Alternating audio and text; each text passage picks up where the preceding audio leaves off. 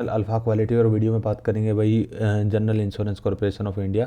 तो GICRI जो हमारा जो इसका शॉर्ट फॉर्म है, तो ये काफ़ी हाइप में देखा होगा आपने, रील्स के ऊपर, यूट्यूब वीडियोस के ऊपर आपने काफ़ी ज़्यादा इसको स्टॉक्स को देखा होगा। तो इसके ऊपर फंडामेंटल वीडियो बात करते हैं कि कैसे ये स्टॉक अच्छा है या फिर बुरा है, या फिर लास्ट के अंदर हम इसके ऊपर जो 10 में से जो हमारा जो पैरामीटर है कि 10 में से हम देखेंगे कितने मार्क्स इसको देते हैं। ठीक है, तो मार्केट कैप देख लेते हैं। मार्केट कैप 73,000 करोड़ का है, जो कि 20,000 करोड़ से ऊपर है। तो इसका मतलब ये लार्ज कैप स्टॉक है, तो काफ़ी एक ब्लू चिप स्टॉक की कैटेगरी में आता है। ठीक है, उसके बाद का जो हमें देखने की चीज़ है इसके अंदर स्टॉक का पीई, जो स्टॉक का पीई रेशियो है वो 10 का है, वहीं इंडस्ट्री का पीई रेशियो 47 का है। तो काफ़ी अंडर वैल्यू है लग रहा है, इंडस्ट्री पॉइंट ऑफ व्यू से काफ़ी सस्ता लग रहा है।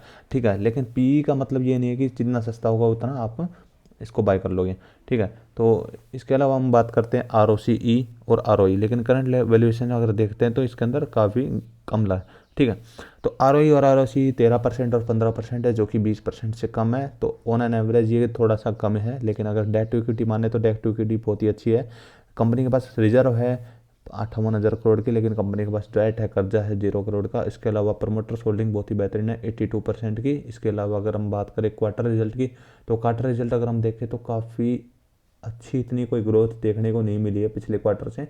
लेकिन हाँ, दिसंबर के क्वार्टर के रिजल्ट कुछ टाइम में आने वाले हैं, तो उसके बाद उसके अंदर देखते हैं कि क्या रहता है। ठीक है, लेकिन अगर हम नेट प्रॉफिट की बात करें तो नेट प्रॉफिट में 2024 के बाद में गिरावट आई थी जून क्वार्टर में, फिर वापस 1800 करोड़ की नेट प्रॉफिट हुई थी। तो पिछले क्वार्टर से जो नेट प्रॉफिट है वो बढ़ा है। लेकिन अगर हम मोटा मोटा अगर हम देखें नेट प्रॉफिट ईयरली बेसिस पे, तो ईयरली बेसिस के ऊपर अगर हम 2020 के बाद से देखते हैं तो 1900 करोड़, देन 2300 करोड़, फिर 6900, फिर 6600।